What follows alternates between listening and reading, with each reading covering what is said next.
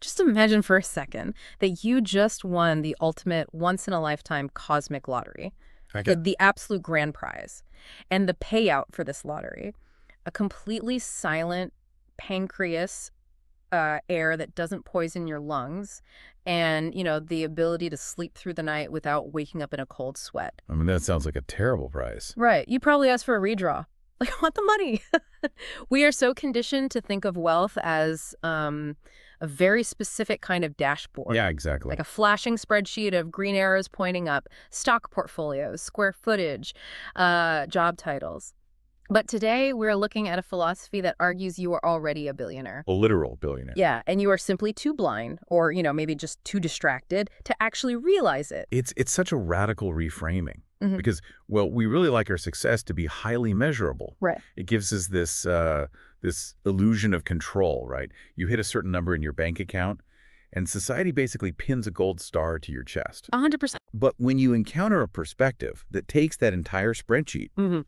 and just, crumples it up and tosses it completely out the window, it forces this massive recalibration. It's a really It asks you to examine the metric itself rather than just how well you were scoring on it. And that is exactly what we are doing on this deep dive today. We are stepping away from the massive research reports and the complex data sets that we usually parse through. Yeah, a bit of a change of pace. Definitely. We have a single, deeply impactful source for you today. It's a brief philosophical essay. It's titled, Take a Look at How Fortunate You Are. Such a great title. It is.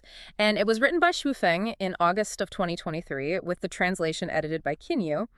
And, while it's really short and reads almost like poetry, it mounts a surprisingly aggressive attack on modern hustle culture. Well, what stands out immediately is the deliberate contrast. I mean, we live in an era where people are just drowning in these, 10-step optimization frameworks. Oh, yeah, the morning routine videos. Right, the complex self-help manuals.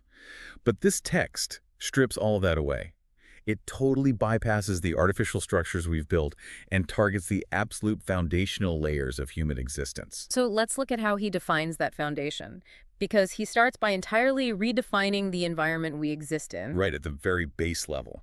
Exactly. Feng writes that if every day you can bask in the radiant sunlight and, feel its warmth on your skin, that alone is, and this is a quote, tremendous wealth. Oh, Indeed, happiness. tremendous wealth. Yeah, just the sun. And he claims that breathing fresh air under clear skies puts you among the wealthiest in the world. Wow. And then having a home graced by a clear river or a babbling brook or serene lake makes your days enviable. You really have to notice what he's doing there psychologically. He is targeting hedonic adaptation directly. Hedonic adaptation. Yeah, so as humans, our brains are basically wired to quickly adapt to baseline comforts. Get used to the fact that the sun comes up. Yeah. We get used to the fact that there is oxygen in our lungs. Right, we don't wake up cheering for oxygen.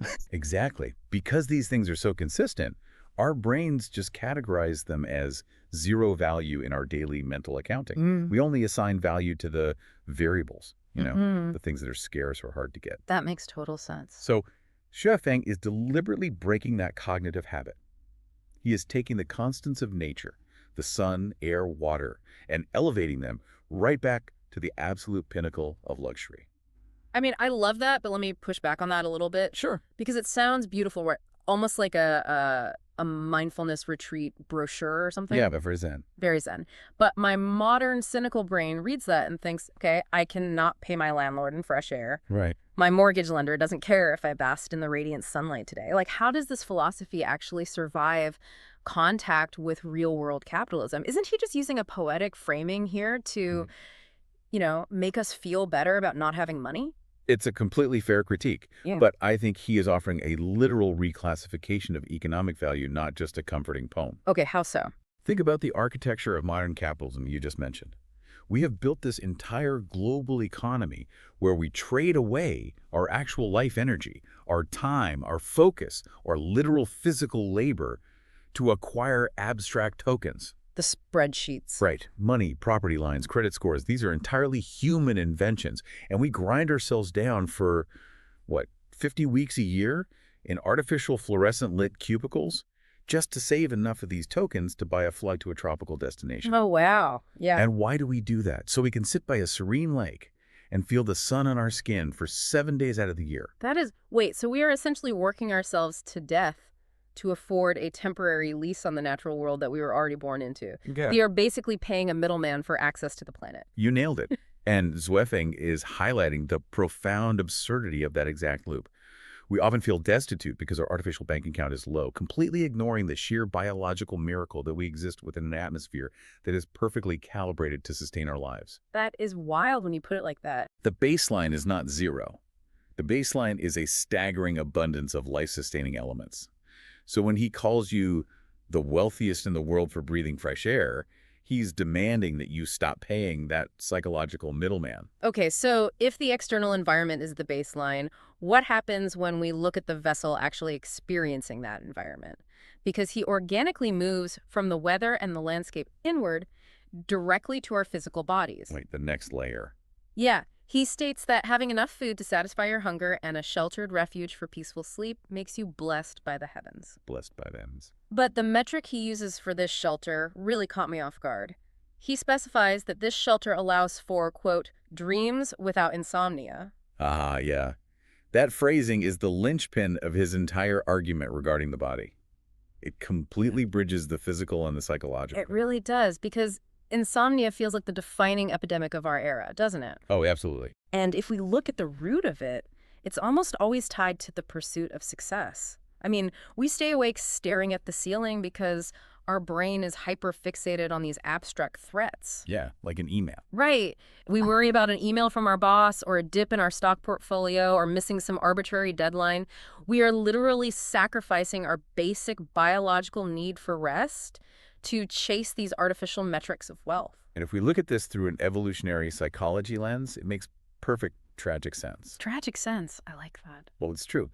Our fight or flight response evolved to protect us from immediate physical dangers, right? Like a predator in the bushes or a rival tribe attacking. The factual life or death stuff. Exactly. It floods our body with cortisol and adrenaline to keep us awake and alert so we don't die.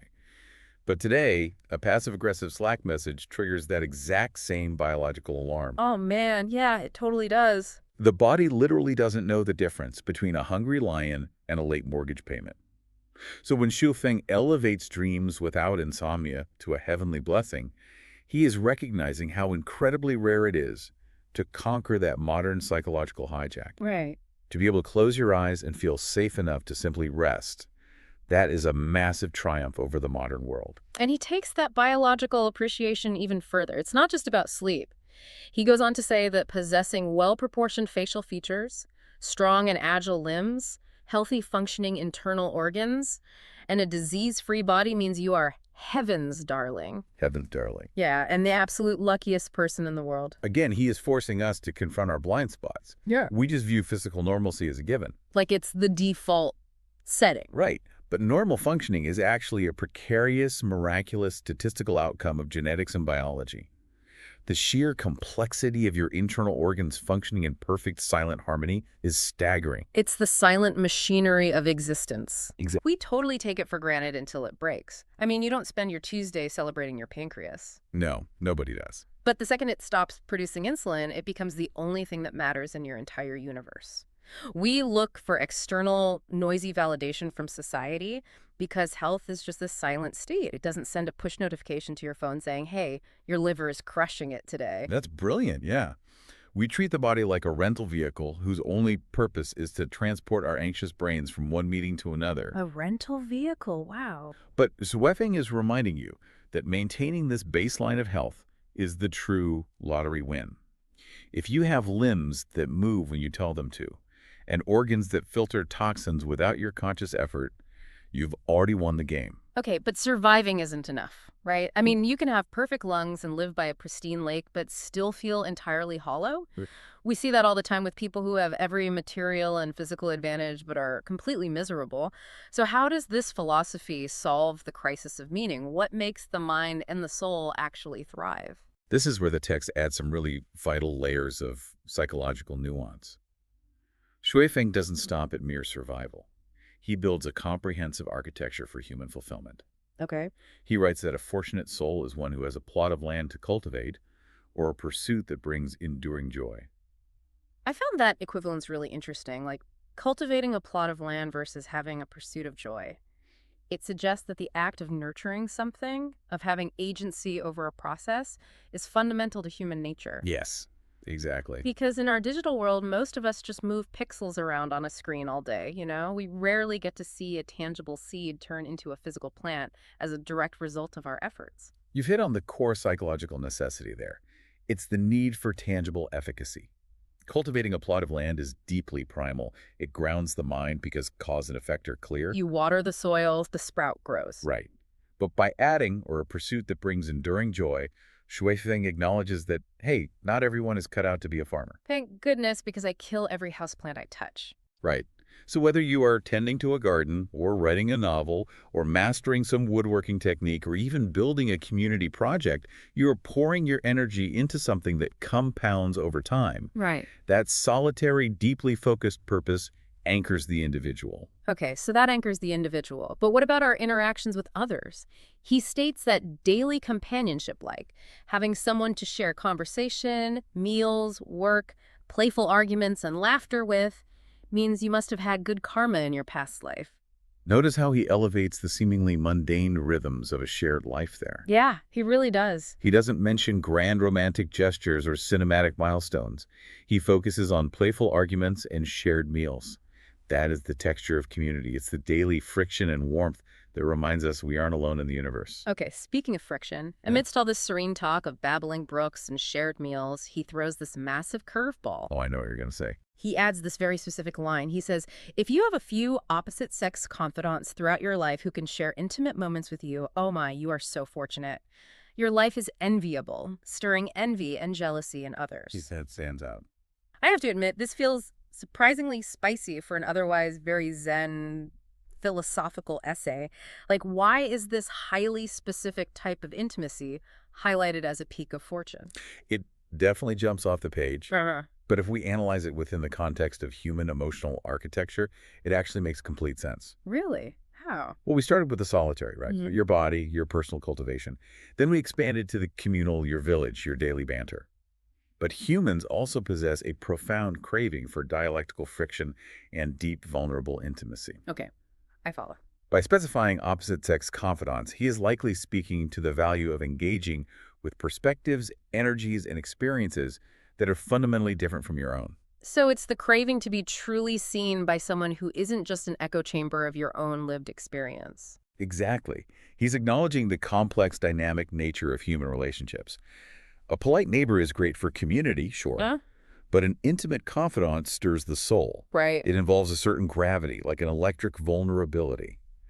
True intimacy requires dropping all your armor, which is incredibly rare in this hyper-optimized, performative world we live in. It really is. And it stirs envy and jealousy precisely because it is the ultimate scarce resource.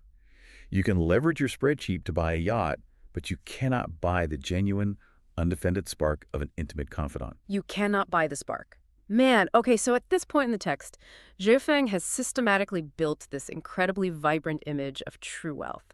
Sun on your face, a silently functioning body, a purposeful hobby, people to argue playfully with, and deep electric intimacy. It's a beautiful picture. It is. You read it and you just feel grounded, but then the tone shifts so dramatically it honestly gave me whiplash. Yeah, he drops the hammer. The gentle philosophy just evaporates and the text becomes aggressively confrontational. He writes that if you possess all these conditions, you are a favored child of the greatest creator, and you shouldn't seek happiness elsewhere because you are happiness itself. Which sounds great. Right.